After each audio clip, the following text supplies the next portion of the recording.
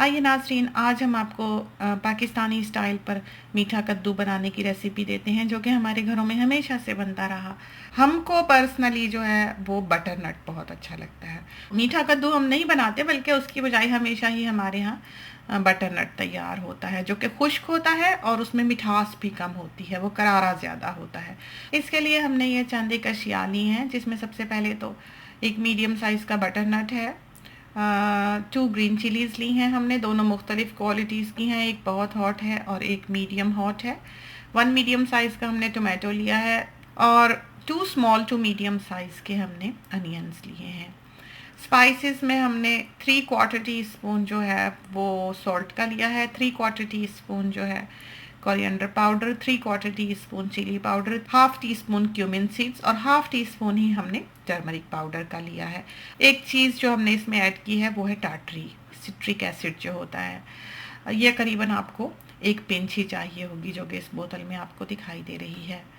अब हम cooking oil लेंगे, करीबन हाफ कप जो है वो हमने कुकिंग ऑयल का लिया होगा, और इसमें हमने वो जो 2 मीडियम साइज़ के अनियन थे वो हमने स्लाइस करके डाल लेने हैं। बाज़ लोग हमें लिखते हैं कि बजिया का तो हाथ कटिंग बोर्ड है, हमें इस तरह आसान लगता है। बटर नट काटना जो है वो ज़रा एक मुश्किल मरहला है। अब जो है इसके बीच में से आपने सीड्स निकालने हैं, स्पून से हमने इसको अच्छी तरह से स्क्रैप कर लिया है। हमेशा जो है वो हमसे ये पूछा गया कि आप अपने किचन की टिप्स दें कि आप किस तरह पर अपना किचन जो है वो साफ़ रखती हैं।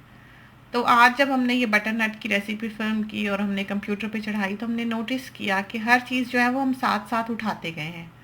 उस वक्त नहीं एहसास हुआ पकाते हुए कि हम क्या कर रहे हैं।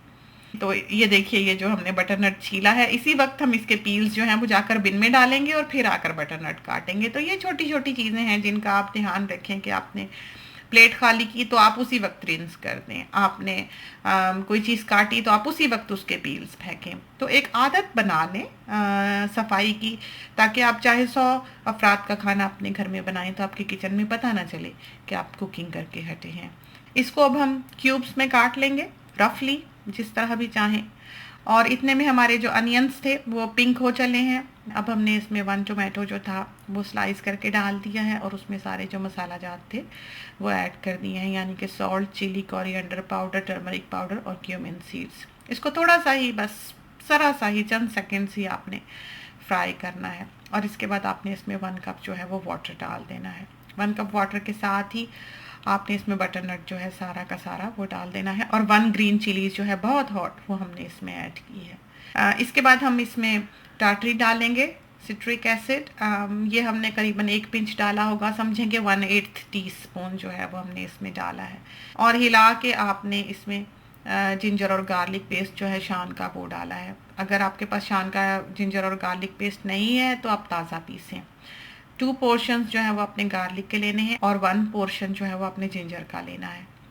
और 1 टीस्पून हो आपके पास दोनों को मिलाकर पिसा हुआ। और इसको अब जो है प्रेशर कुकर को आपने प्रेशर दे देना है।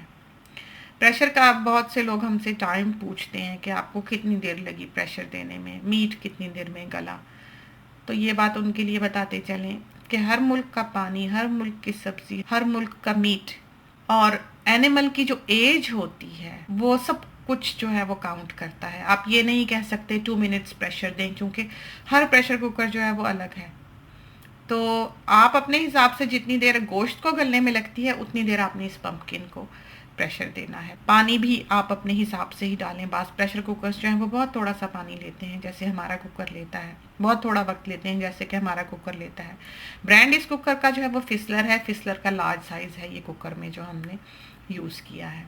बहुत ही मज़ेदार ये गर्मियों की दोपहर का लंच तैयार होता है इस तरह पर, जैसे कि आज हमने तैयार किया है। और यकीनन मीट की हर डिश को ये रेसिपी जो है ये बीट करती है। अब जैसा कि आप देख सकते हैं कि हमने प्रेशर कुकर खोला है और इसको हमने अब भून लेना है अच्छी तरह पर। जब आप देखें कि इसका रंग जो है वो थोड़ा सा डार्क हो गया है और ऑयल जो है वो आपको अलग से दिखने लगा है और ये ग्लेज्ड सा दिखाई देने लगा है, तो समझें कि ये बिल्कुल तैयार है।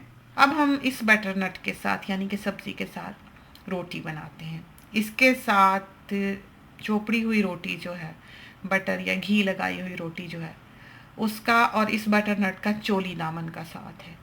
रोटी जो है वो तो हम आपको अलग से एक और क्लिप में बनाना सिखा ही चुके हैं।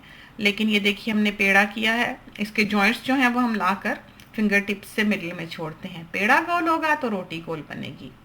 ये देखिए हमने आटा जो है वो इसी वक्त उठा लिया। ये एक आदत है, जैसे कि हमने कहा कि आप अपने आप को डाल लें, हर चीज़ आपने किचन में से साथ साथ उठाते रहना है। रोटी जो है उसके स्टेप्स आप देख लें, इसको तो आप यूट्यूब पर तो क्लिप को आप 12 देख सकते हैं। तवा जो है हमने उस वक्त स्टोव पर रखा है हाई हीट पर जिस वक्त हमने पेड़ा बनाया है। तो इसको हमने रोटी जो है तवे पे डाली है। थिक पैन हो और धुआं ना निकले उसमें से, उस वक्त आपने जो रोटी है वो तवे पर डालनी है। और जैसे ही आप देखें कि इसका कलर चेंज हुआ है तकरीबन 50% का, तो आपने इसको पलट देना है। पलट के आपने इसको उसी साइड से ही पकाना है, लेकिन थोड़ा सा जैसे ऊपर तवे पर आपने इसको घुमा देना है कि एक ही जगह पर उसके हीट ना लगती रहे। जब आप देखें नीचे कि फूल इसमें बनने लगे हैं, उस वक्त आपने इसको उसी तरफ से जिस तरफ फूल बन रहे हैं सेक लेना है आग पे। अगर आपके पास गैस का स्टोव नहीं है तो आप रोल की रेसिपी देखें, उसमें हमने दिखाया है कि आपने किस तरह से तवे पर ही रोटी बनानी है सेक कर। जब ये एक तरफ से पूरी तरह हो जाए तो आपने फिर इसको आग पर पलटना है। और ये देखिए हमारी रोटी जो है ये बिल्कुल तैयार है। अब हम गरम गरम जो है इसके ऊपर ही बटर जो है, बटर की क्यूब जो है वो मल लेंगे। तो ये देखिए, चाहें तो आप घी लगा लें। और ये देखिए हमारी जो सब्ज़ी है वो बिल्कुल तैयार है। इसके ऊपर आप थोड़ी सी ग्रीन चिलीज डाल लें। हम कम ही सजाते हैं, लेकिन आज जो है वो हमने अपनी दावत की है। थोड़ा सा इसके ऊपर हमने लेमन स्क्वीज़ किया है। और ये लीजिए हमारा लंच जो है वो बिल्कुल तैयार है। तो ट्राई कीजिए, खुदा करे कि ये रेसिपी आपको पसंद आए और आपकी बहुत अच्छी तैयार हो। इसके साथ ही हमें इजाज़त दीजिए। अल्लाह हाफ़िज़।